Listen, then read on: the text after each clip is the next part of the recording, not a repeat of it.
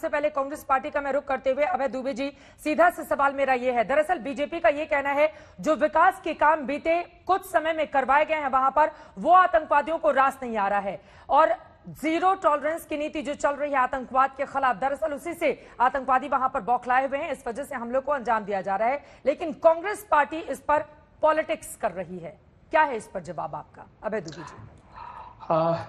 चित्रा जी, मुझे 24 जून का वो समय याद आता है जब प्रधानमंत्री जी कश्मीर के सभी नेताओं से मिले और उन्होंने कहा दिल्ली और दिल की दूरी कम करने के लिए मैं आया हूं। प्रधानमंत्री जी, आपने तो चुनावों को दिल दे दिया है, आपको जम्मू कश्मीर से सरोकार ही नहीं है।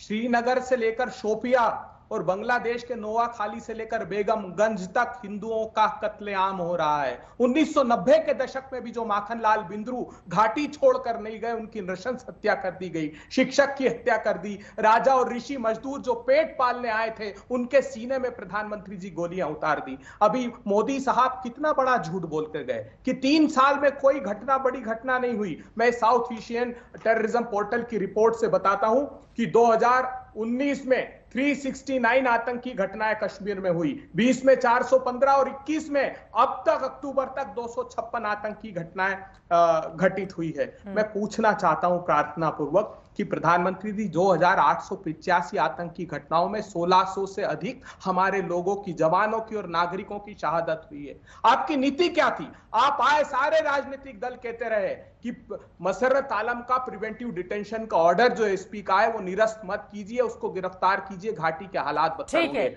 आप नहीं माने। आपने सैफुल्लाह जैसे दुर्दांत आतंकवादी को स्थानीय निकाय के चुनाव में टिकट दे दिया। चित्रा जी, आंसिया अंद्राबी जो आतंकी थी उसको ब्रांड एम्बेसडर बनाया बेटी बचाओ का। तो परिणाम तो यही निकलेंगे जो आज देखो। 19 जनवरी 1990 का वो दशक जब केंद्र में भाजपा की साझा सरकार थी और जगमोहन गवर्नर थे, नोटिस लगा दिया गया कि घाटी से हिंदुओं को निकाला जाएगा और कत्लेआम हुआ, वो दोहराया जा रहा है नियोजित रूप से। और आखिरी बात, ये जो बड़ी बड़ी बात कर रहे थे, आपने कहा कि निवेश नीति से बौखला गए, ये जवाब दिया है पार्लियामेंट में। आर्टिकल 35A हटने के बाद कितने लोगों ने वहां जमीन खरीदी? तो 10 अगस्त 2021 को जवाब दिया कि सिर्फ 2 लोगों ने जमीन खरीदी, वो देखने भी नहीं आए। ये इनकी निवेश नीति का सच है। देश को गुमराह कर रहे हैं। सिर्फ चुनाव लड़ना था 2019 ठीक है, मैं जवाब ले लेती हूँ। सैफुद्दीन सोद साहब भी हमारे साथ जुड़े हुए हैं, उनसे भी मैं बातचीत को आगे बढ़ाऊंगी, लेकिन उसके पहले जवाब दीजिए, दिल्ली से दिल की दूरी किस तरह से कम किया जाएगा? जो आरोप लगाए हैं अभय दुबे जी ने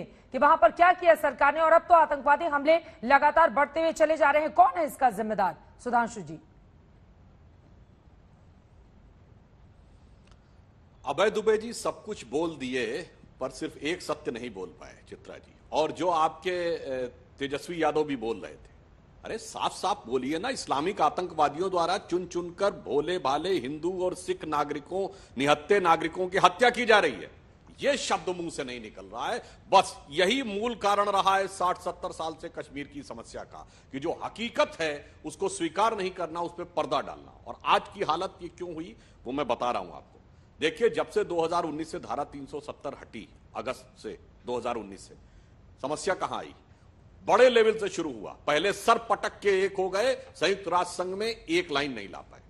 उसके बाद पाकिस्तान, जिसके प्रति हमारे विरोधियों के मन में बड़ी, उनकी नीतियां बड़ी सही नजर आती हैं, और नेशन ऑफ इस्लामिक कंट्रीज में एक प्रस्ताव नहीं ला पाया। उसके बाद हुर्रियत के नेताओं पर ईडी के केस हो गए। उसके बाद वो एनआईए के संबंध के लिए आने लगे। उसके बाद जब ये भी नियंत्रण नहीं वो लोग कर पाए, पत्थरबाजी की घटनाओं में 87% की कमी आई है। गृह राज्य मंत्री ने राज्यसभा के पटल पर बोला है। आतंक की घटनाओं में 60% की कमी आई। उसके बाद विकास की एक नई धारा आगे बढ़ी। 73वां संविधान संशोधन पहली बार लागू हुआ। ग्राम पंचायतों में पहली बार लोगों को वोट देने का अधिकार मिला, जिसमें करीब 33,000 सरपंच चुने गए और 3300 के लगभग सरपंच चुने गए। और इतना ही नहीं, ब्लॉक डेवलपमेंट, जिला डेवलपमेंट के चुनाव हुए, जिसमें 51% से अधिक जनता ने साथ लिया। और जो कहते थे कि घाटी में कोई तिरंगे को कंधा देने वाला नहीं मिलेगा, 15 अगस्त को सबने देखा कि डल झील के चारों तरफ कैसे तिरंगे चल रहे थे, तिरंगे लगे हुए थे।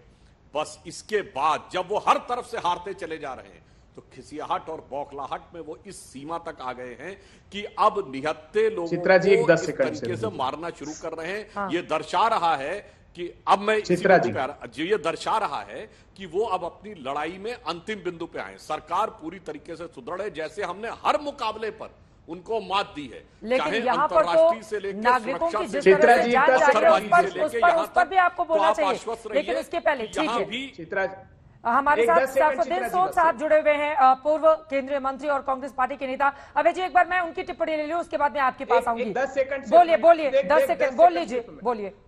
देखिए, ये सुधांशु त्रिवेदी जी, इस बात को याद रखिए, मैंने चित्रा जी की डिबेट में भी कहा था, फरवरी 2020 में जो प्रेम पत्र लिखा एमईए ने कि तालिबान के अफगानिस्तान में आ जाने से शांति के 100 अवसर पैदा होंगे, वो हो रहा है खेल। अफगान की सरकार ने कहा था कि 13 आतंकी संगठन जो पाकिस्तान में है वो उन्होंने लड़ा है ये युद्ध, और वही आतंकी संगठन यहां नंगा नाच कर रहे हैं जिसकी हिदायत हमने दी थी। और अनीसुल इस्लाम कौन है? गिलानी का पोता। किसने नौकरी दी उसको? वो आपकी सरकार ने सारे नियमों को शिथिल करते हुए 2016 में चलिए ठीक है, इस पर मैं जवाब ले